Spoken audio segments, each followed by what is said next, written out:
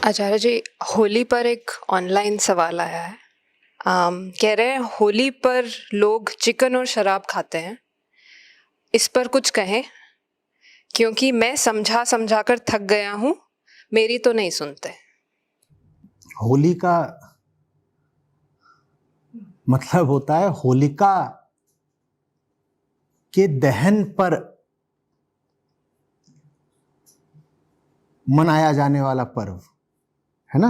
होलिका के दहन पर।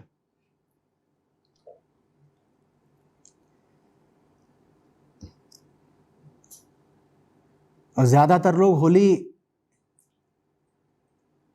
ऐसे मनाते हैं जैसे होलिका को सम्मानित कर रहे हो। जो कुछ होली के नाम पर होता है उसमें प्रहलाद तो कहीं नहीं है, उसमें होलिका ही होलिका है। लोगों ने ये जो नाम है होली, लगता है इसका कुछ गलत अर्थ कर लिया। उन्हें लगा होली का मतलब है कि आज होलिका माता को याद करना है और उनको प्रेम से श्रद्धांजलि अर्पित करनी है। बेचारियों ने अपनी शहादत दी थी आज।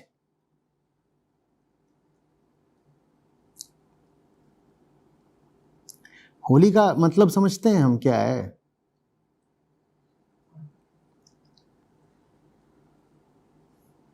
होली का मतलब है कि कोई भी कीमत देनी पड़ जाए,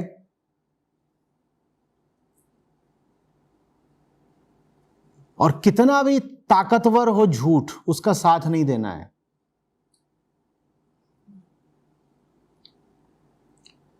हिरण्यकश्यप सिर्फ राजा ही नहीं था, प्रहलाद का बाप भी था। और वो छोटू ने कहा कि तुम चाहे राजा हो चाहे बाप हो मेरे, तुम्हारा साथ तो नहीं दूंगा।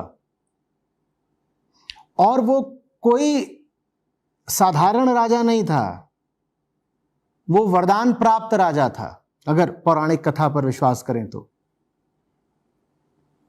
कथा कहती है कि उसने वरदान ले लिया था, दिन में नहीं मरेगा, रात में नहीं मरेगा, अस्त्र से नहीं मरेगा, शस्त्र से नहीं मरेगा, वगैरह वगैरह, आदमी से नहीं मरेगा, पशु से नहीं मरेगा। और खतरनाक राजा था। समझ रहे हो बात को? इतना खतरनाक था कि उसने पूरे राज्य में पाबंदी कर दी थी कि भाई अब कोई किसी सत्य का या ईश्वर वगैरह का नाम नहीं लेगा, मेरी पूजा करो मेरी। क्योंकि सत्य अमर होता है ना, और अनंत, जिसका कोई अंत नहीं हो सकता। मेरा भी अंत नहीं हो सकता, क्योंकि मर तो अब मैं सकता ही नहीं। जो न जल में मर सकता, न थल में मर सकता, न दिन में मर सकता, न रात में मर सकता, वो तो अमर ही हो गया। तो मैं ही अमर हूं, तो मैं ही सत्य हूं, तो मेरी ही पूजा करो। और वो छुटके ने बोला कि नहीं, नहीं चलेगा। जैसे वो राजा खतरनाक था, वैसे ही वो बाप खतरनाक था, क्योंकि उसकी एक जबरदस्त बहन थी। और बहन के पास कहते हैं कि एक शक्ति थी, कहीं कहा जाता है कि एक दुशाला जैसा था, जो अग्निरोधी था, फायर प्रूफ, कि वो उसको पहन लेती थी तो वो आग से भी गुजर सकती थी, उसको आग नहीं लगती। और पूरा राज्य मान रहा है राजा साहब की बात, तो छोटे ने मानने से मना कर दिया, बोला मैं तो नहीं मानता।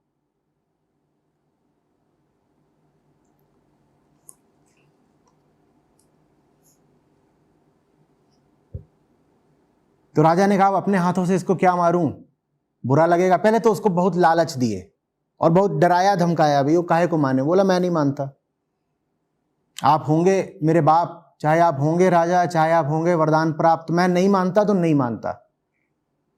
मेरे लिए सच ही सच है, सच ही बाप है, कोई बाप सच से बड़ा नहीं होता। तो देवी जी आई हैं, देवी जी को कहा गया है कि इसको ना चुपचाप गोद में बैठा करके आग से गुजर जाओ, तुम्हें तो कुछ नहीं होगा, ये मर जाएगा।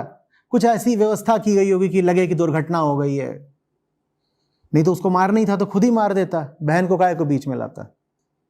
तो बहन को बीच में शायद इसीलिए लाया होगा कि लगे कि भाई बुआ के साथ घूम रहा था, बेचारा दुर्घटना में मारा गया।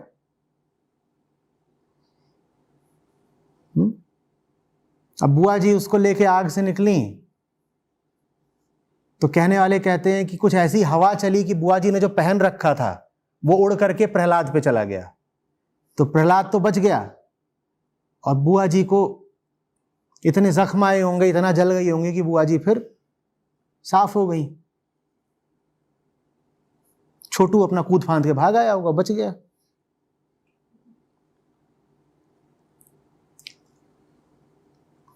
ये तुम देख रहे हो पूरी कहानी कहां को जा रही है। ये पूरी कहानी जा रही है कि समाज कुछ कहता हो, प्रकृति कुछ कहती हो, परिस्थिति कुछ कहती हो, सत्ता कुछ कहती हो, मुझे करना वही है जो सही है। ये है होली। बात समझ में आ रही है?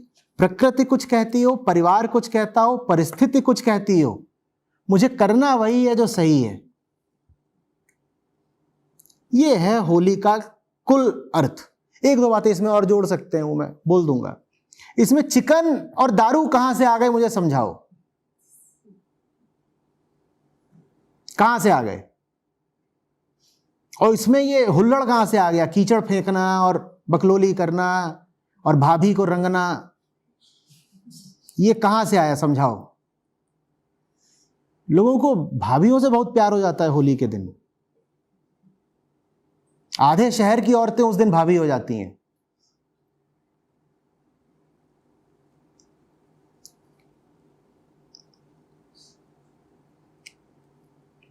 अब राजा को आया गुस्सा, बोला तू बहुत फायर प्रूफ हो रहा है ना, तो एक लोहे का खंभा बिल्कुल गर्म करा दिया। बोला तुझे तो आग से कुछ होता नहीं, तो ये खंभा है, जा लिपट जा इससे। भाई तू तो अभी अभी आग से गुजर के आया है, तुझे कुछ हुआ नहीं, बुआ बेचारी मर गई, तो ये खंभा भी मैंने गर्म करा दिया, जाके लिपट जा। अब छोटू को डर तो लगा होगा जो भी हुआ होगा, पर प्रहलाद बोला ठीक, पर आपको तो नहीं मान लूंगा भगवान। दुनिया को आप बुद्धू बना सकते हो, मुझे तो पता है ना आप कौन हो, नहीं मानूंगा। तो गया वो खंभे को, और फिर कहानी में इस तरह से है कि उसी खंभे से फिर एक जीव प्रकट हुआ जो आधा शेर था आधा इंसान था। और समय क्या हो रहा था उस वक्त? सूर्यास्त का हो रहा था, जब न दिन था न रात थी। और उसने पकड़ लिया हिरण्यकश्यप को और अपनी गोद में लिटा लिया। तो माने आप न तो हवा में हो, ना आप जमीन पर हो। और था कि न अस्त्र से मरोगे न शस्त्र से, माने हाथ में पकड़ी हुई चीज से भी नहीं मरोगे, और जो उड़ती हुई चीज आती है प्रोजेक्टाइल, उससे भी नहीं मरोगे। तो उसने कहा ठीक है, कुछ हाथ में पकड़ नहीं रखा, उसने मारा अपने नाखूनों से।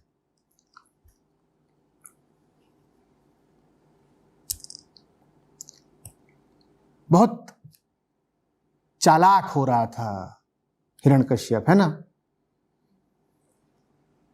बड़ी तपस्या की, लेकिन वरदान क्या मांगा कि मैं मरूं नहीं, मैं ही राजा बन जाऊं, मैं ही भगवान बन जाऊं। आप देख रहे हो, तपस्या करना भी एक संसाधन होता है, पर उसका इस्तेमाल किस तरफ कर रहे हो। तपस्या में मेहनत लगती है, अनुशासन लगता है, और हम बहुत सारे अनुशासित लोगों को देखते हैं, पर किस लिए इतने अनुशासित हो तुम? पाना क्या चाहते हो? हिरण्यकश्यप ने भी बड़ी तपस्या, बड़ा अनुशासन दिखाया, लेकिन किस लिए? अपने अहंकार को और बढ़ाने के लिए। और फिर बड़ी चालाकी भी दिखाई वरदान मांगने में। देख रहे हो चालाकी क्या? कि ऐसे नहीं मरूं, ऐसे नहीं मरूं, ऐसे नहीं मरूं, ऐसे नहीं मरूं। वो सारी चालाकी एक नन्हे की सरलता के आगे परास्त हो गई। इसमें चिकन और दारू कहां है? इस पूरी कथा का, इस पर्व का चिकन और शराब से क्या संबंध है, मुझे समझाओ, बताओ। तुम एक नन्हे बच्चे की सरलता की सफलता का उत्सव मना रहे हो। तुम एक दुर्दांत सम्राट के अहंकार और चालाकी की पराजय का वैभव मना रहे हो। इसमें चिकन और दारू कहां से आ गए?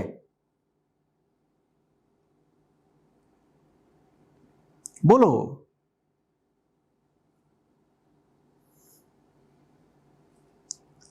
ये हम कर क्या रहे हैं धर्म के नाम पर? हम किस हिसाब से अपने आप को हिंदू बोलते हैं? जो हिंदू हैं उनसे कह रहा हूं, कैसे? ये त्योहार रचा गया है आपको बताने के लिए कि अहंकार कितना भी चालाक हो जाए, परम सत्ता से तो नीचे ही रहेगा। तुम्हारी कोई भी चालाकी सच को नहीं जीत लेगी। ये अहंकार इसलिए रचा गया है। ये अहंकार, ये त्योहार वास्तव में सरलता की जीत का त्योहार है। सरलता, मासूमियत, निर्दोषता। कुछ नहीं था छोटू के पास, लेकिन जीता। और जो जो लगे हुए थे उसको मारने में, सब साफ हो गए। ये त्योहार बताता है तुमको कि कितने भी कमजोर हो तुम, कितने भी छोटे हो, गलत जगह सर नहीं झुका देना है। भले ही वो गलत जगह तुम्हारे अपने बाप की जगह क्यों ना हो। बाप से मतलब समझ रहे हो? जिससे तुम्हारा प्राकृतिक संबंध है, जिससे तुम्हारा देह का रक्त संबंध है। प्रकृति के आगे सर नहीं झुका देना है। बाप का अर्थ यहां पे प्रकृति से है। प्रकृति के आगे सर नहीं झुका देना है। सर तो सच के आगे ही झुकेगा। और एक खौफनाक चीज बताती है यह कहानी कि जब तुम सच के साथ चलने लगते हो तो तुम्हारे नात रिश्तेदार, ये करीबी लोग, यही तुम्हारे सबसे बड़े दुश्मन हो जाते हैं। प्रहलाद जैसे ही सच के साथ हुआ, उसे मारने कोई दूर के लोग नहीं आए। उसकी अपनी बुआ और अपना बाप उसको मारने में लग गए।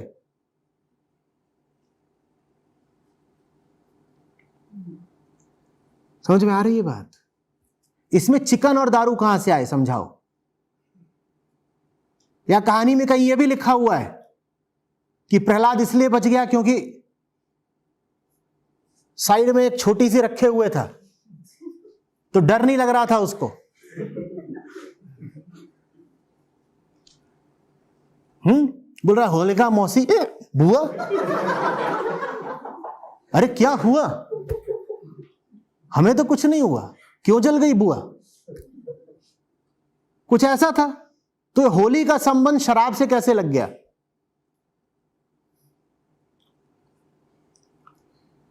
यहां तो जो सबसे बड़ा दुराचारी है उसकी मौत की बात है। वो मुर्गे ने क्या बिगाड़ा है तुम्हारा कि मुर्गा हिरण्यकश्यप है, उसको काहे मारा? बोलो, मुर्गे को क्यों मारा?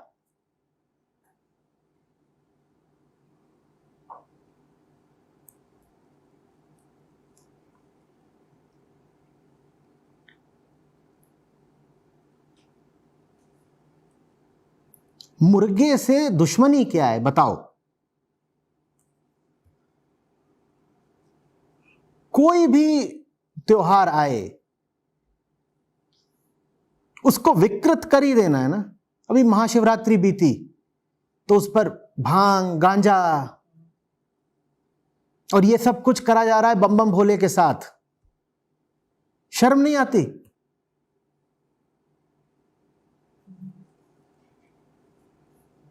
एक को मैंने पकड़ा था एक बार, बोलता है मैं तो भोले का भूत हूं। मैंने कहा भोले का तो तू नहीं है पहली बात, और भूत तुझे अब मैं बनाऊंगा।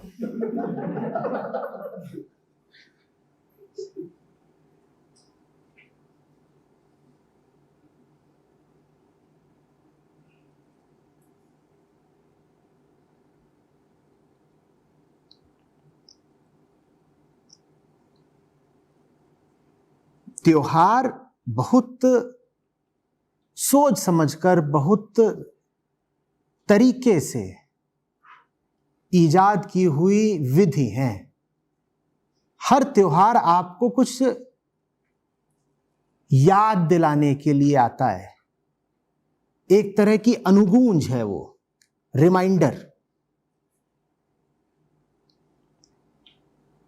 साधारण चीजें जो आप रोजमर्रा की जिंदगी में भूले हुए रहते हैं, उन पर से धूल हटाने के लिए आते हैं त्योहार। साल में 2 बार, 5 बार, 10 बार। जीवन के मूलभूत सिद्धांत आपको फिर से स्मरण में आ जाएं, इसलिए है त्योहार। तो त्योहारों का दिन तो चेतना के विशेष अनुशासन के साथ मनाना होगा ना, या उस दिन और ज्यादा लफंगाई करनी है, और ज्यादा अपने आप को छूट दे देनी है बेवकूफियों की और बदतमीजियों की।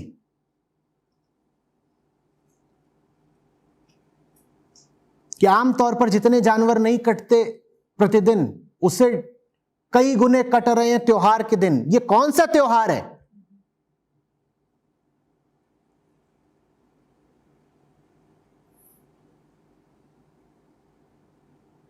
चाहे होली हो, चाहे बकरीद हो, और चाहे क्रिसमस हो। मैं पूछना चाह रहा हूं, ये त्योहार कौन से हैं जो निर्दोष जानवरों का खून बहाए बिना मनाए नहीं जा सकते?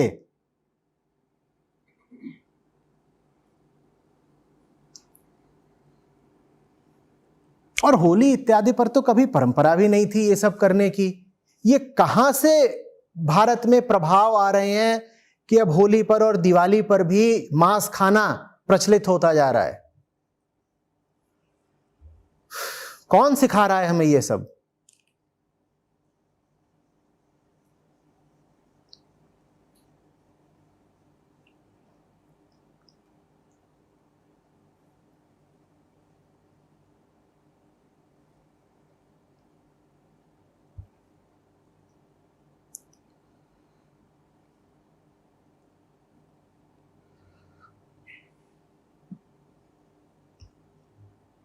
क्योंकि अपने बचपन में मैंने इस तरह की बातें नहीं सुनी थी। ये नई बात सुनने को मिल रही है कि होली पर तो मुर्गा कटेगा ही कटेगा। ये पिछले 10-20 साल में भारत की चेतना पर यह चीज चढ़ी है कि दारू पियो मांस खाओ, दारू पियो मांस खाओ। आपने अपने धर्म पर भी इस चीज को चढ़ा लिया कि दारू पियो मांस खाओ।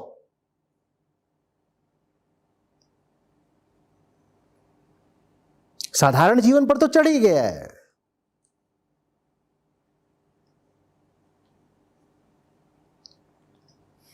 बमुश्किल 25-30% भारतीय अब शाकाहारी रह गए हैं। अभी बस कुछ ही दशक पहले आधे से ज्यादा भारतीय शाकाहारी हुआ करते थे, 2/3 से ज्यादा।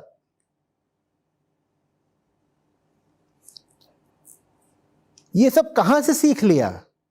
किसका प्रभाव पड़ रहा है भारत की चेतना पर?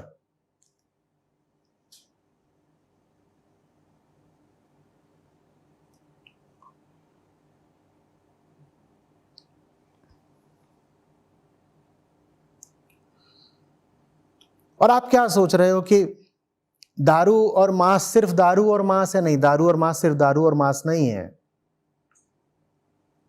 वो सब कुछ जिसे भारतीयता आप कह सकते थे, खत्म। वो सब कुछ जिसे आप सनातन कह सकते थे, वो खत्म होने की ओर बढ़ रहा है। हम सुबह तक जगे रहते हैं। कल छत पर थे तो सुबह 5-5:30 बजे यहां मंदिरों से भजन की आवाज आने लगी। तो ये बोलता है कि बस ये अब आखिरी पीढ़ी है जो भजन करती है। इसके बाद वाली पीढ़ी का भजन से अब कोई संबंध बचा नहीं है। सब कुछ खत्म हो रहा है। आप भी आज सुबह उठिएगा, कल सुबह उठिएगा 5 बजे 6 बजे, तो आपको भजन की आवाजें सुनाई देंगी। पर बिल्कुल ठीक कहा कि बस अभी आखिरी पीढ़ी है। यहां पर ही आप देखिएगा तो बहुत सारे आश्रम अब वीरान हो रहे हैं। उनमें कौन रहना चाहता है? खत्म, साफ। अब तो दारू और मुर्गा है। होली के दिन भी है। छी।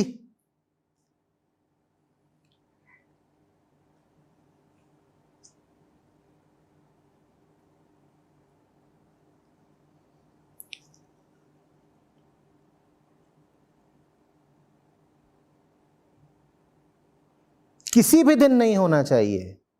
चेतना में इतनी सफाई हो कि हत्या का ये कार्यक्रम किसी भी दिन ना हो। लेकिन तुमने एक धार्मिक दिन को भी खून बहाने का दिन बना लिया, इससे बुरा क्या हो सकता है।